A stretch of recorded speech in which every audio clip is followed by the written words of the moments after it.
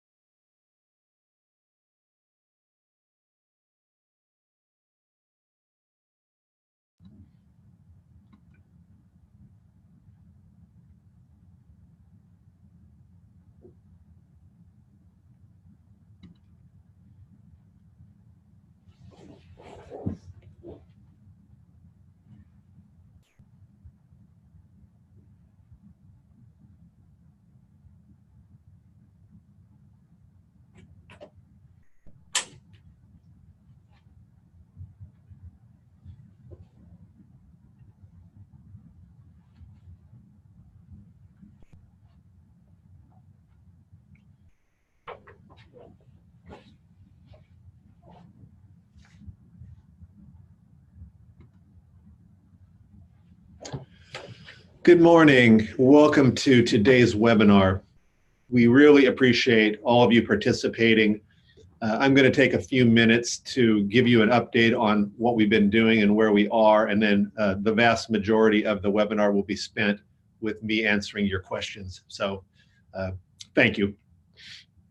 We have listened to you. There have been a huge number of requests to give you more time to submit. So we've made the decision that we are going to extend the submittal deadline from January 15th, 2020 to April 3rd, 2020, Friday, April 3rd, 2020.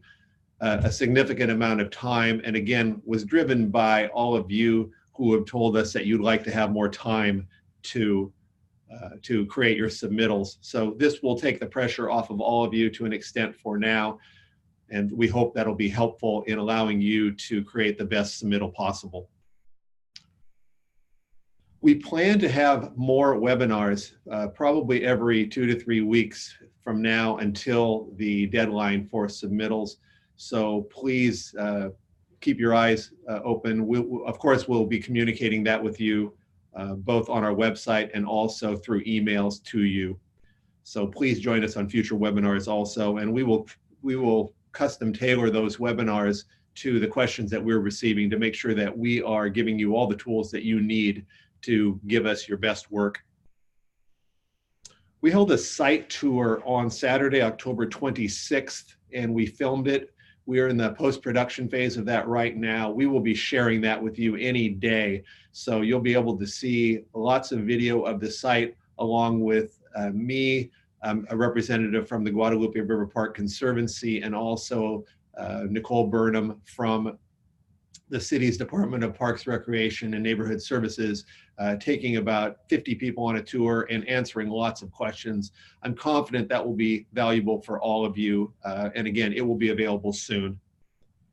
We also will be holding another site tour. I know this isn't relevant for those of you who don't live relatively near San Jose and Silicon Valley, but at least for local people or those who want to travel, it will be an opportunity to see the site, ask more questions, and learn more about the site.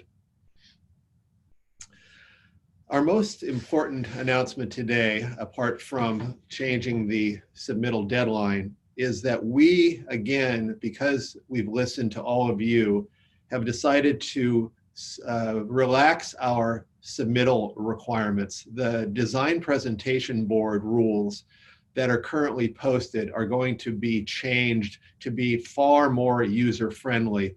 Probably the most common suggestion and question that we've gotten relates to the exact form of the design presentation board. We are going to be going from one board to two boards, and also give you much more freedom in how you are allowed to use all the space on those two boards.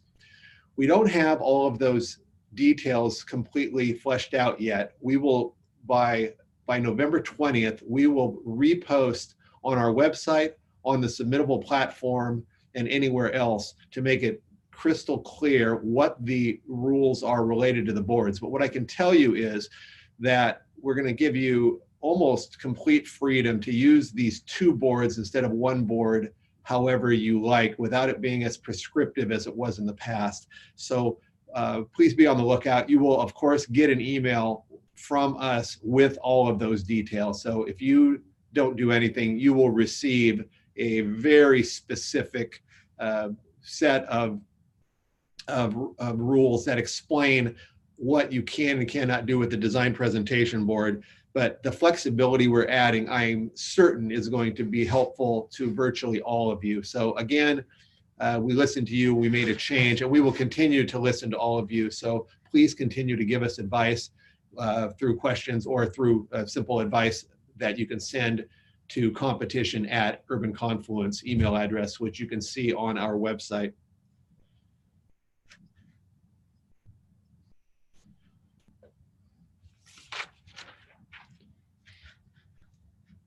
Also, there have been many suggestions and questions about the design tools that we've included. We are working on giving you far more tools that we know will make your life easier and allow you to do a better job with your submittals.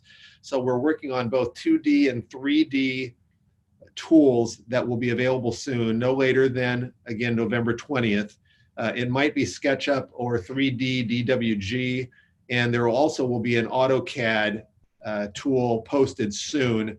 I am not personally an engineer or a designer, so I can't answer questions today about those precise tools. But what I would tell you is feel free to send emails that are very specific that will be dealt with by professional engineers and people who use these tools on a regular basis. But we are doing that, and it will be complete by November 20th, and it will be posted by November 20th. And again, we will send you an email with all of that. If for some reason in the past you have not received answers to questions that you've sent, please resend them. If it happened, I apologize. Our project is very dynamic, and I'm getting lots and lots of questions. So if I did miss answering anything, I apologize for it, but please resend it.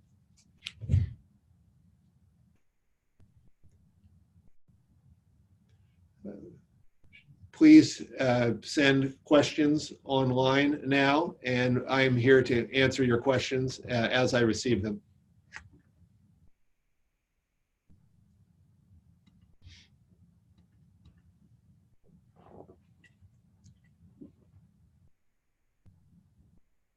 While I'm waiting for the first questions to arrive, I do want to reiterate that we're trying to do something that's never been done before in all of Silicon Valley, assuming you leave San Francisco out of the definition of Silicon Valley, which is to build something spectacular that will have a place on the world stage. So we hope that you will be inspired to not feel limited in any way as you're doing your designs, other than the specific limitations that we have in the design presentation board.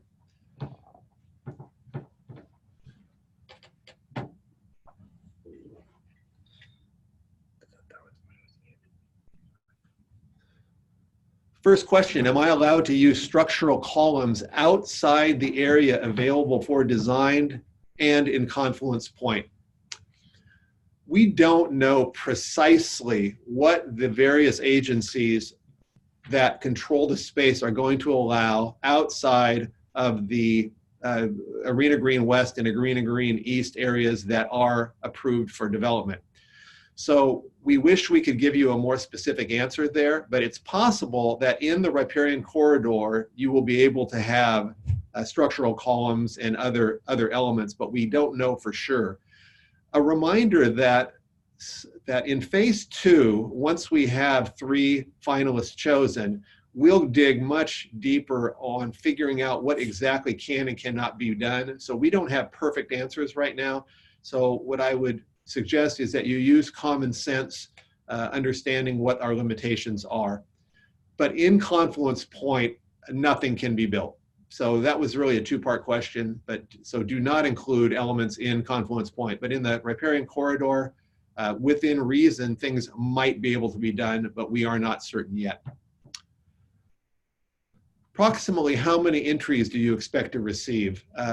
We hope for 1,000 entries.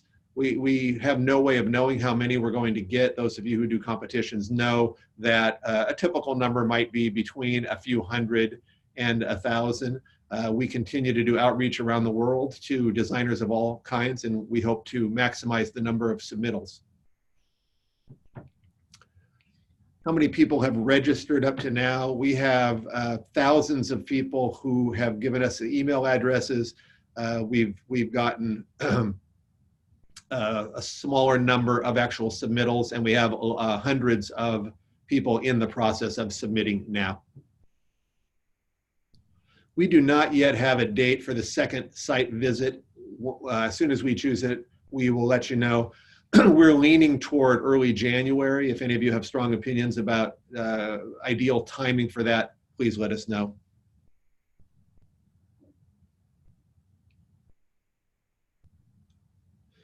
Is there a list of approved materials that can be used? No, there is not. That's intentionally very much wide open. So unless there's some reason you can think of not to use a material, you would be welcome to do so. I'll point out that in the lighting study, there are mentions about reflectivity that would be relevant to birds and fish. So that's one of the few limitations I can think on materials. Will all the questions and answers submitted to me be posted publicly? Yes. We will summarize questions that we get here and elsewhere, and they all will appear in the questions and answers section on our website under resources for submitters.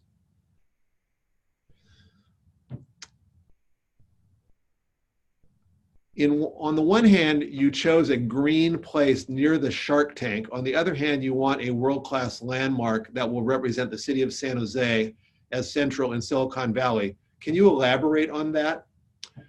We believe that our location is the best one in Silicon Valley for a project of our kind, of the type that we're trying to do. It's large, it's central, it's going to become far more relevant as the Google project, as Diridon Station, as the BART station gets built, as all of these things get built.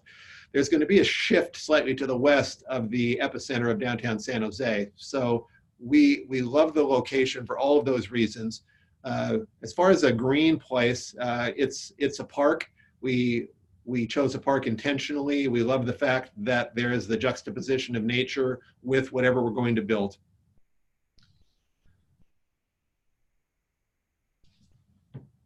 Is there a limit on how many submissions one person is allowed to submit? You can submit as many times as you want, but each submission requires a separate email address, and there is no limit to how many email addresses and how many submittals each of you can do as an individual or as a team. Is it possible to formalize the registration process so that teams have something in writing guaranteeing their registration and payment to be received if they're one of the top 3 finalists? As far as the registration process is concerned, when you register, you do receive an email that tells you so, and then when you go into Submittable, you'll see that you are inside of Submittable. If you do register and then are unable to get into Submittable, please send me an email so that I can help you. As far as the top 3 finalists and the stipend, another thing that's going to be clarified before November 20th is the precise actions that are going to take place in phase 2 once we have 3 finalists, including exactly how the stipend is going to be distributed. So please expect that soon. Again, November 20th will be when we're going to be posting lots of things on our website, on Submittable, and also in a comprehensive email to anyone who has registered. Is it possible to provide more drone photography looking east with the city in the background, day or night? The answer to that is no. The site is in the airport flight pattern, almost directly underneath where the airplanes land and sometimes take off. And drones are not allowed there for security reasons having to do with the airports not wanting people with drones to cause problems for aircraft.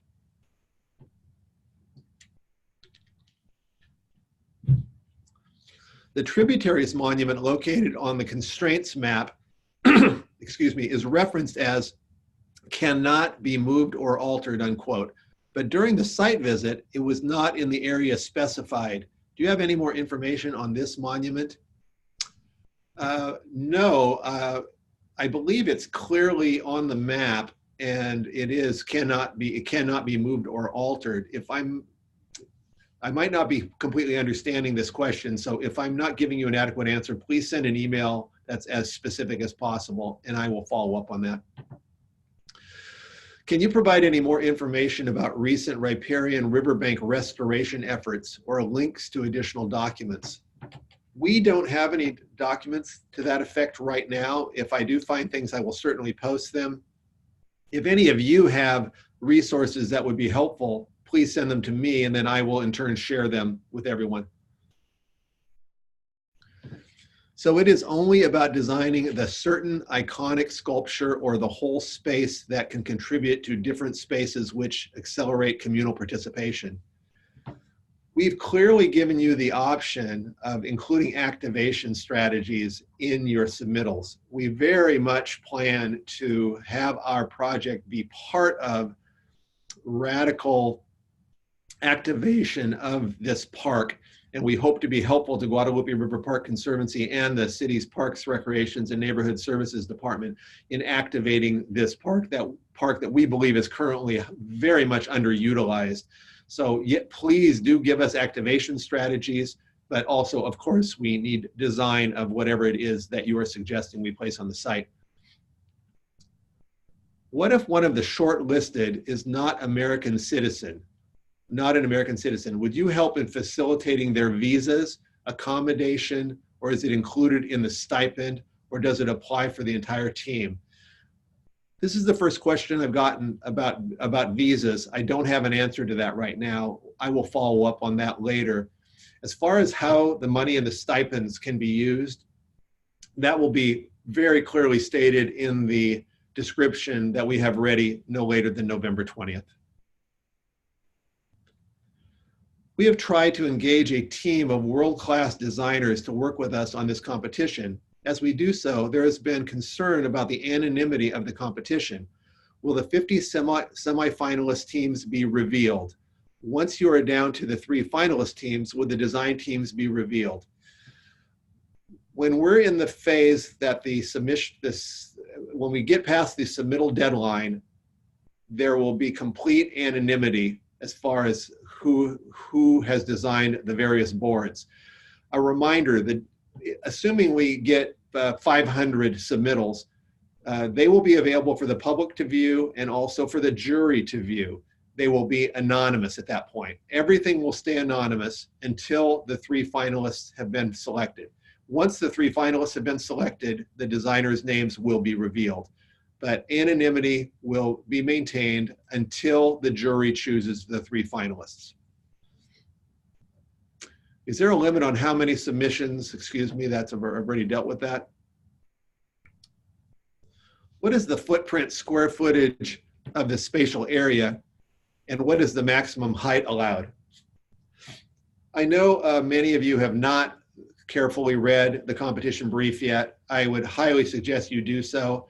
All of these questions are answered there, but I'll answer them now.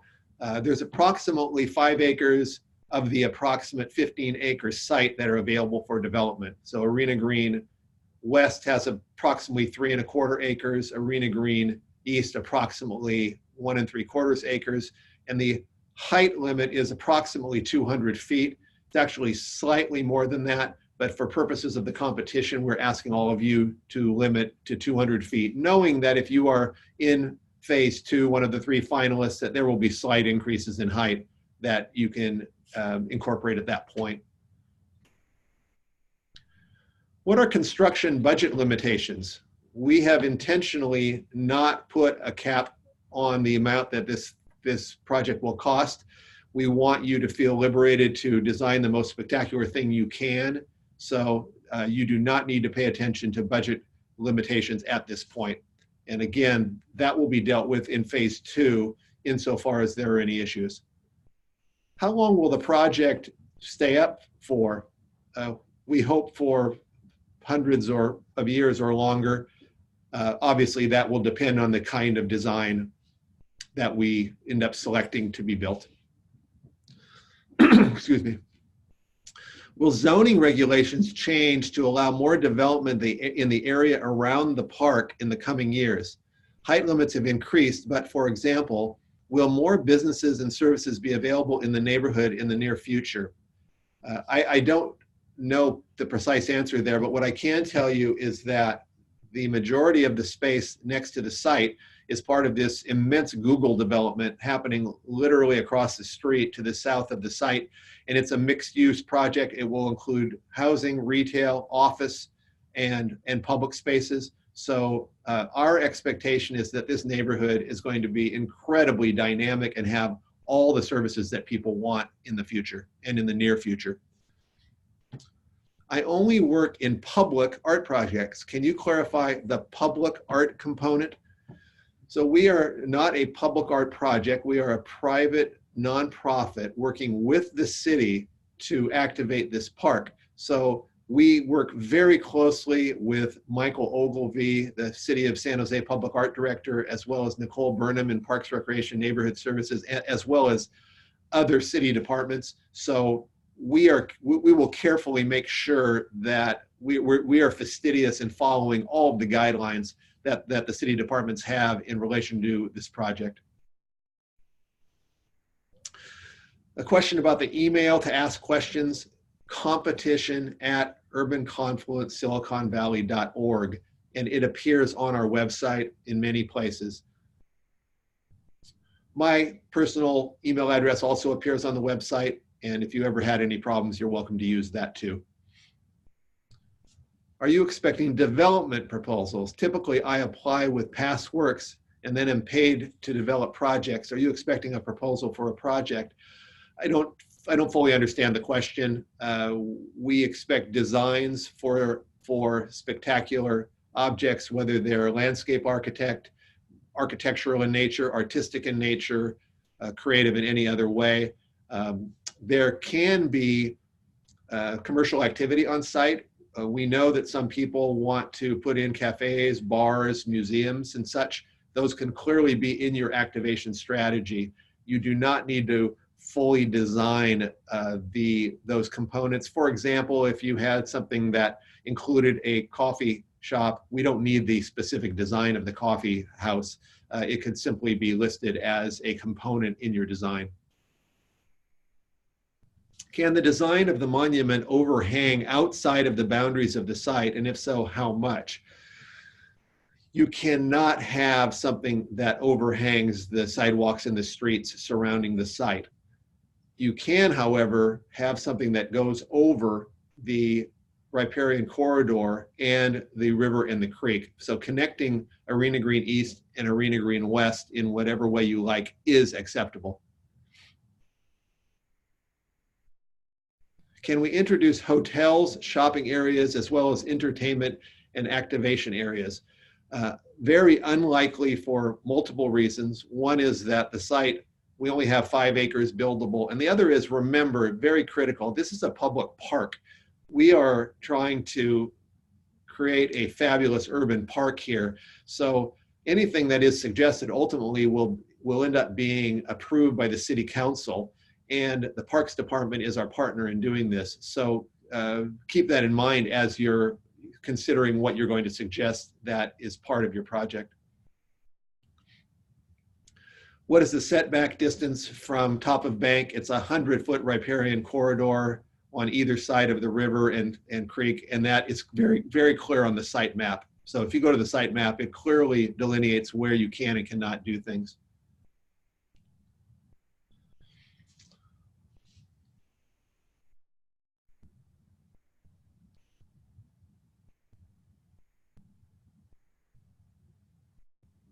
Is the competition really going to end with construction? Yes, we are fully committed to raising the money necessary for construction once we finish with the competition. So if you look at the phases we have, we're in phase 1 now, which is to select 3 finalists. Phase 2 will be going from 3 finalists to 1. Phase 3 will be pre-construction, and phase 4 will be construction. We can't know yet the complexity of construction because we don't have a selected winning design. So that'll happen approximately a year from now. That will be next summer. Excuse me. Next summer, we will choose the winning design. Is there any way to get some kind of critique or guidance before submitting our design boards? We are not able to give you a critique of your design. All we can give you is parameters. So we've given lots of parameters so far. As I said, by November 20th, we will give you more parameters and we will be clear about the design presentation board. In the former webinar, you said the icon could be a structure which went above the river. I want to know, may the supporting part of the structure fall onto the triangle land, the confluence point? The answer is no. So confluence point is sacrosanct. Nothing that we do can be added there. If one were to repurpose an existing structure, how well thought out would the actual process need to be to submit the design? Would the governing agency, the owner of the existing structure, need to approve the relocation before we submit our design? This is a new question for me. Haven't heard this before, the idea of repurposing something that exists elsewhere. I don't see that we would preclude that idea. I'm not sure what kind of structure the questioner is envisioning. But if you want to send a more granular question, I'll do my best to answer it online. Very good question. Will the rules keep changing after November 20th? The answer is no. The November 20th guidelines we're going to give you will be the final modifications and improvements that we're going to have to the competition. Although saying final is probably not wise, there could be tweaks as we move forward. We are trying to be respectful and listen to all of the concerns that all of you have, and we will continue to listen, but we do not expect any significant changes after November 20th.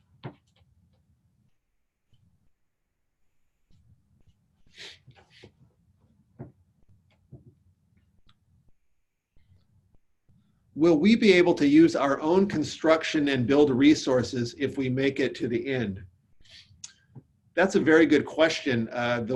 We will be clearly collaborating and communicating with both the 3 finalists and with the winning design. one of the members of our board, in fact, the chairman of our board is John Ball, who is a retired construction executive, worked for 30 years or more at Hensel Phelps and built very large projects all in the Western United States and elsewhere, and is an expert in the design build area. Exactly how we are going to select the builder is not yet clear, but we would clearly collaborate with you if you are the winning design.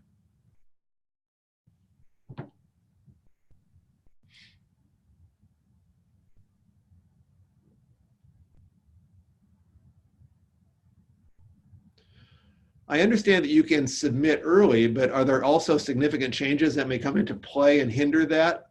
I think I just answered that question. I would certainly wait until after November 20th. And again, we've given you additional time, so that won't put a time crunch on you.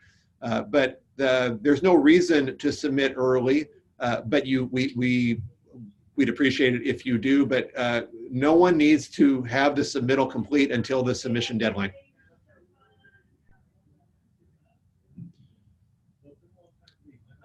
Thanks for the deadline extension. The problem is now you have extended my procrastination.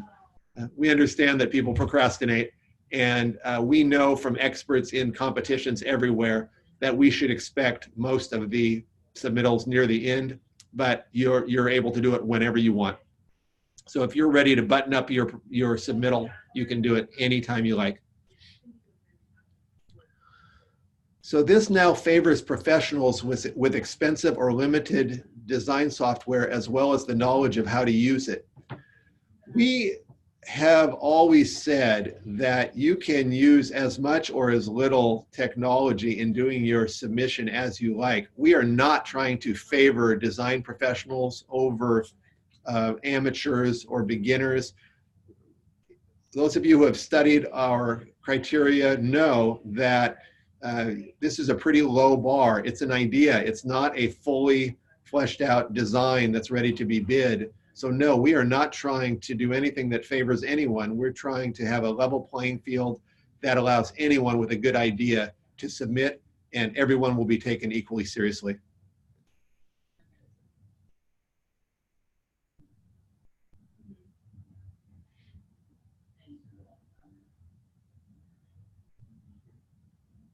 I'm just looking at questions here. Please forgive the delay.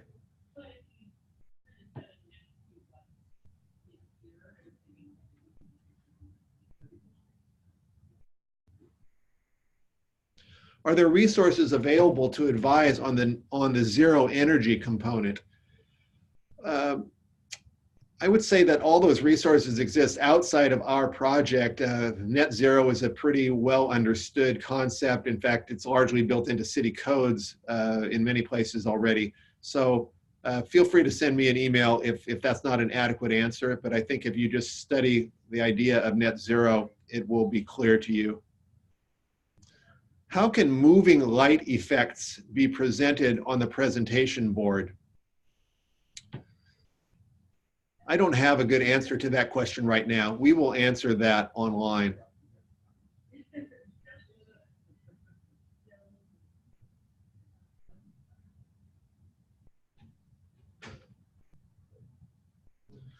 If we are being provided 2D and 3D files for site context, are we then able to include 2D, 3D files along with our design boards?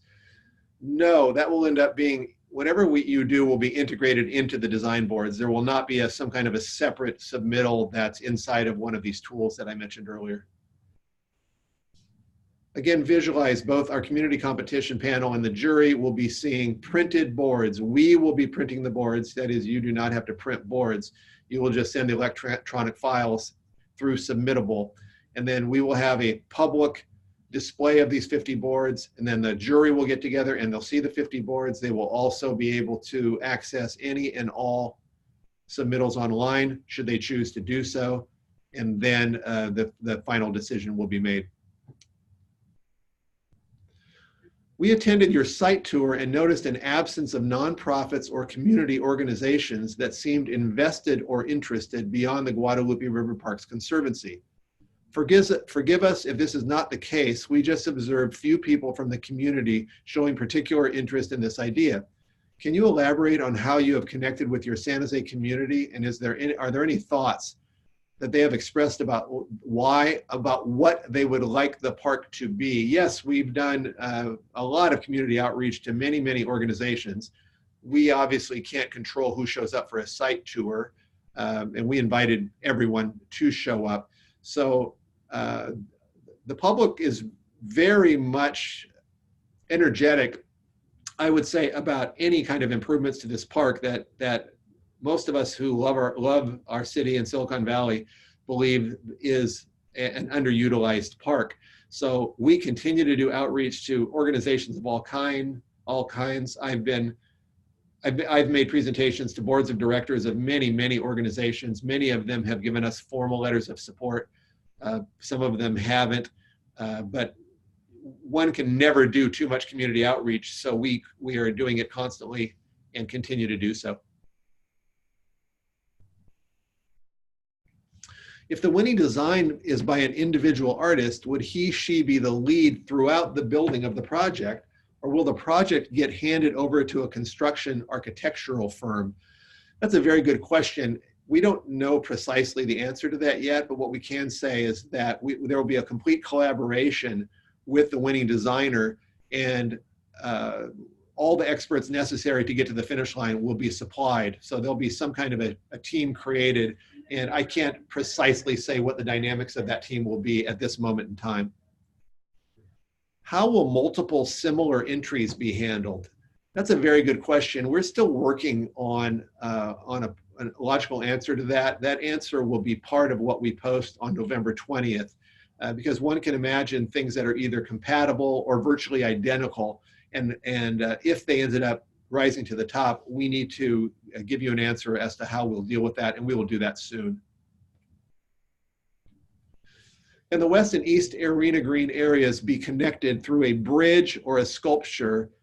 And can the triangular area in the middle be added to the design? I hope I was clear earlier. Spanning the river is acceptable. So bridges and other kind of structures that go from the west to the east are acceptable, but you cannot have something land in Confluence Point. So Confluence Point is the area that cannot be touched.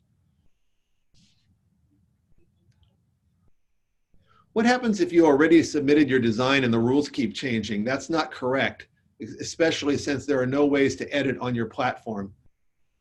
We apologize for that. If you do have technical problems in creating your submittal, those of you who have already submitted, please communicate with me directly. But we actually believe that the more flexible requirements that we're offering will allow all of you to simply do a better job with 2 boards than with 1. And with boards that are less prescriptive than they were previously, that it'll help all of you in being able to better represent your vision.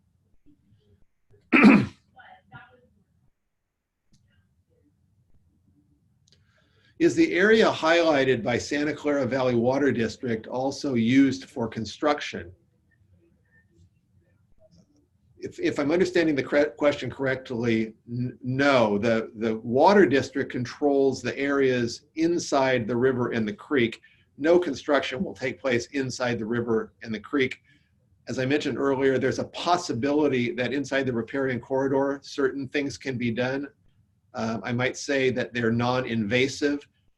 No one is completely clear yet on precisely what can and cannot be done there. So I would suggest if you have real specific questions, please send them to me about what you'd like to do inside the riparian corridor.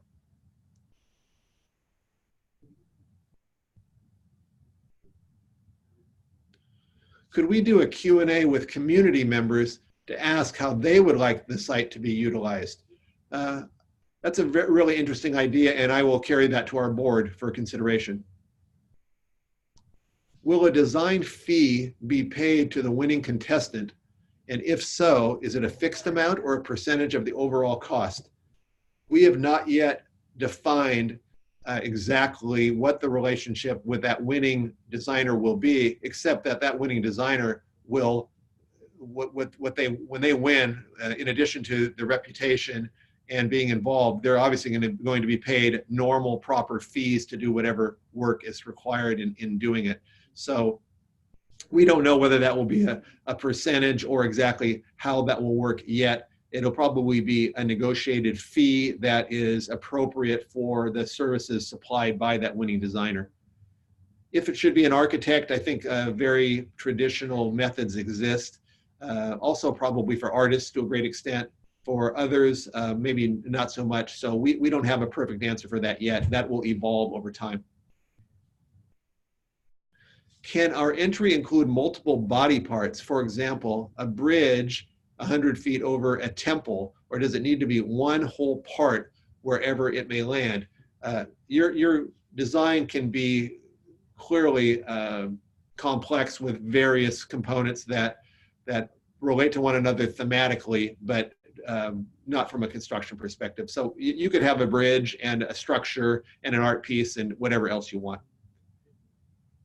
And that would actually segue right into landscape architecture. If your project involved some kind of an art object along with some landscape elements, or some kind of an architectural structure along with landscape elements, that would be fine. The two boards that will be submitted will be, we will print them 24 by 36, but when you submit them electronically, those parameters will be clearly stated. So on the templates that you're provided, the size will be clearly indicated. Also, DPI will be indicated, and all the other technical aspects of exactly what you are expected to submit. As I understand, students could participate. What if a student won the competition? This could help in the construction and implementation phases, which need profound experience and understanding. Very good question. We've always intended to supply all of the resources necessary should a student or someone with less experience win. So that is not a concern at this point. If you're a student, please submit. All of the supplemental skills that are necessary to get to the finish line will be provided by us, of course, with input from you. What is the average daily traffic of State Route 87? I don't know that number off the top of my head, but it does appear in the competition brief, along with some other data about traffic counts in the general area. Are there electric lines running through the site? Can they be relocated for a design which spans the two sites? Excellent question. Yes, there are high power lines on poles that are somewhere between 50 and 100 feet tall. We don't know of any current plans to relocate them, but we hope that they get relocated. Next to the site is the future BART station, Diridon station, and the immense Google project that I referred to earlier. There's also a PG&E substation right next to Diridon station.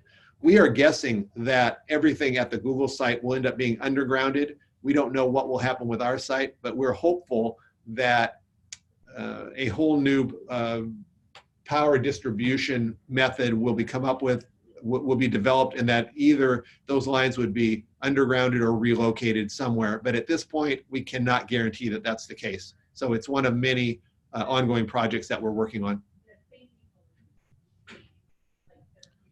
Will you collect all the questions and answers and send them by November 20th? The answer is yes. There already are quite a few questions and answers in the Q&A section, or it's called questions and answers under resources for submitters. And there's also a separate FAQ section that's more generic on the website. We will continue to supplement that, and we will add today's questions in addition to questions that we received at the site tour and that we receive on an ongoing basis. It's usual for public art to have an RFQ. After submitting qualifications, the selection panel chooses 3 to 5 finalists. Finalists are compensated for the proposed concept, not considered best practice to request uncompensated concepts. Furthermore, the current request gives a huge advantage to architectural firms that have more resources than artists. We know that there are many other ways that competitions have taken place, including choosing a few finalists if they're artists or anybody, and paying them for their design. We chose to go in a different direction. We know some people believe that we made the wrong decision. We think we made the right decision for our project. We do not believe that we're giving architects or large organizations an advantage here, because all you're required to submit is really an idea, not highly technical, tool-driven submittals. So we are doing our best to create a level playing field, and a spectacular idea done by anyone can still win.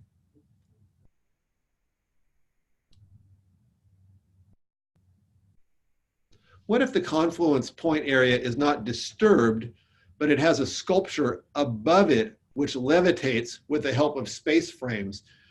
That would probably be fine. The city is very, the city and Guadalupe River Park Conservancy are very protective of Confluence Point. It's got a number of really nice art elements in it, but something that's above Confluence Point will be fine unless it's somehow intruded on Confluence Point. So feel free to submit something that like the questioner is suggesting. During the site tour, it was made to seem like the lawn spaces, even though outside of the official design area, were able to be altered. Is this true? There's some lawn inside the riparian corridors on both the west and east side. I believe that Guadalupe River Park Conservancy and Parks would not have any issues with that changing from grass to something else. So I can get that further clarified with them, and I will do so.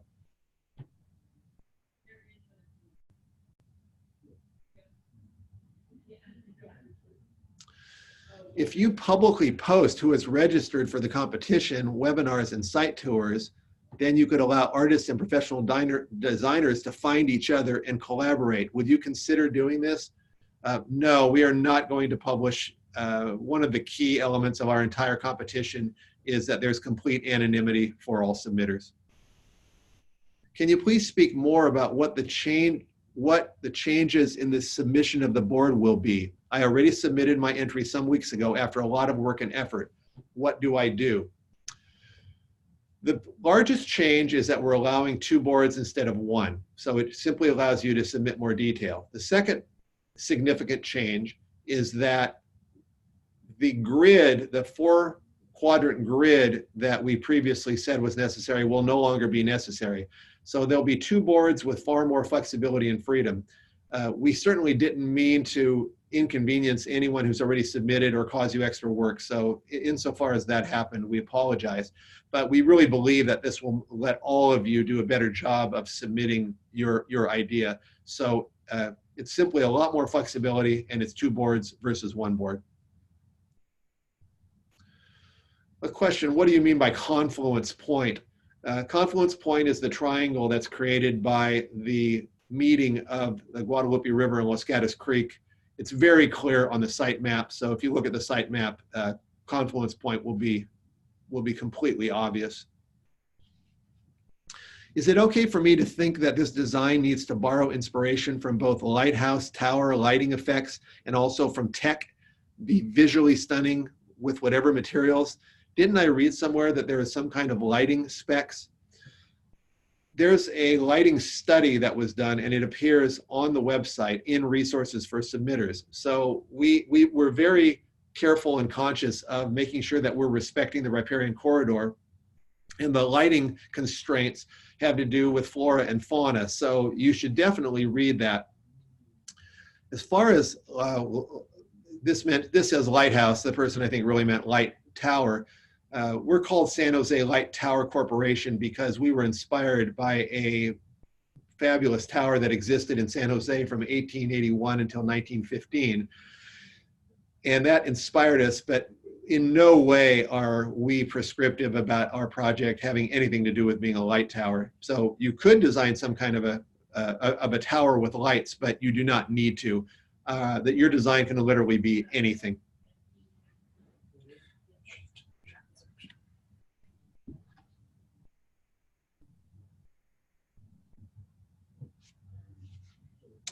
I'll be right back.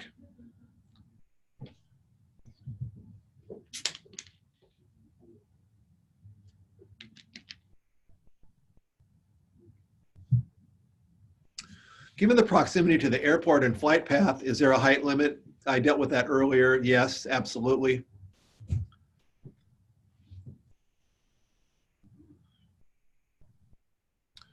There's a question about partnering between artists and architects. We encourage partnerships between people with various skills. Could be artists, architects, placemakers, landscape designers, people who work in water media, lighting media. It could literally be anything. So please don't feel any limitations. Can the pool by the figure skaters be eliminated if a better pool is created? No, the figure skaters, the 5 skating monuments, have a water element next to them that currently has no water in it, but it is part of the same artwork, so that cannot be eliminated. But the question refers to better pools. Other water elements are certainly allowed.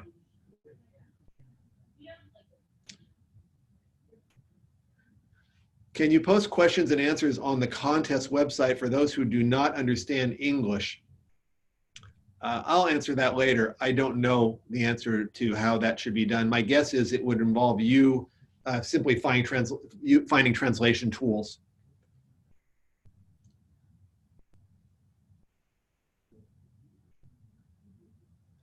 What is the height of the Sharks Arena? It's called SAP Center. It's right across the street from our site, and it's approximately 130 feet tall. So we'll end up approximately 100 feet above the arena that is right next door.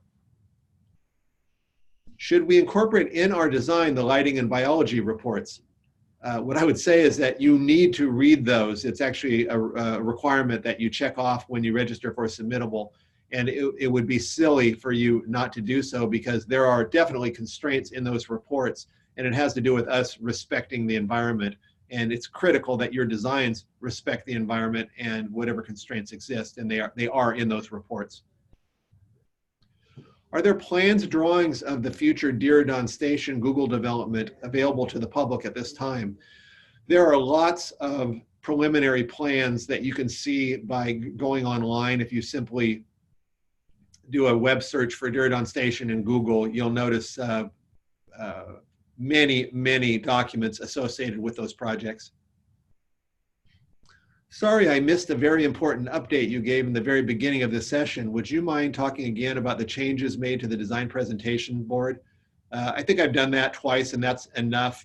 You will get an email. It will be posted on our website, and suffice it to say that the new rules are far more user-friendly.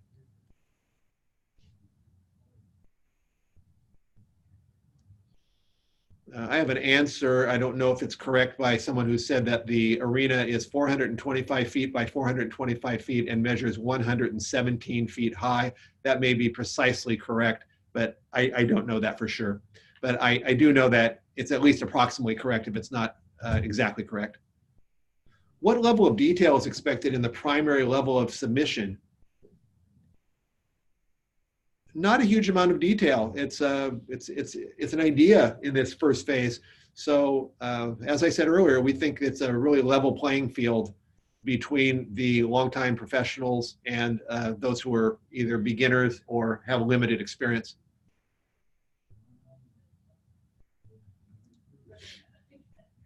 Is the parking area next to the SAP Center part of the competition? No.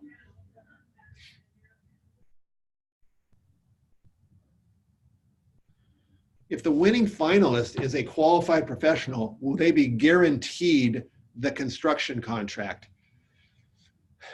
As I mentioned earlier, we don't know yet exactly what the contractual relationship between the San Jose Light Tower Corporation and the winning designer will be, but it will reflect best practices, and I will also attempt to answer that in writing between now and November 20th.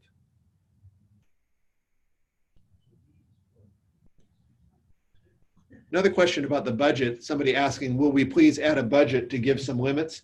We are intentionally not including a budget at this time. Our overall theory is that a spectacular, more expensive project will be easier to raise money for and be far more successful than a mediocre project that has a low budget. So we encourage you to not feel constrained in any way, rather to suggest the most spectacular thing you can imagine for this site.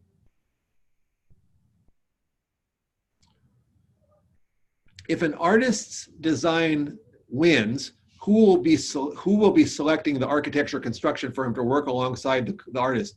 That'll be done in collaboration between our organization and the winning designer. You say the final design is chosen next summer. Since the deadline for phase 1 is now April, does that give the 3 finalists only 3 months to finalize designs? What goes into phase 2 after the 3 finalists are chosen? On the 20th of this month, when we clarify everything that we're doing, we will be very clear about the stipends in phase 2 and precisely what's going to be required. And we will make sure that the deadline for the end of phase 2 gives those 3 finalists adequate time to do the work that needs to be done once we have that scope of work fully defined.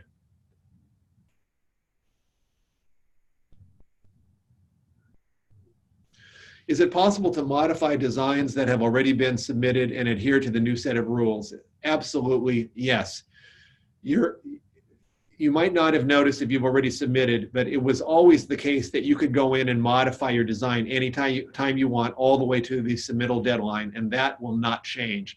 So if you do a submission after November 20th and you decide in December or January or later that you want to modify it, you can modify it all the way to the end of the submittal period, all the way to the deadline.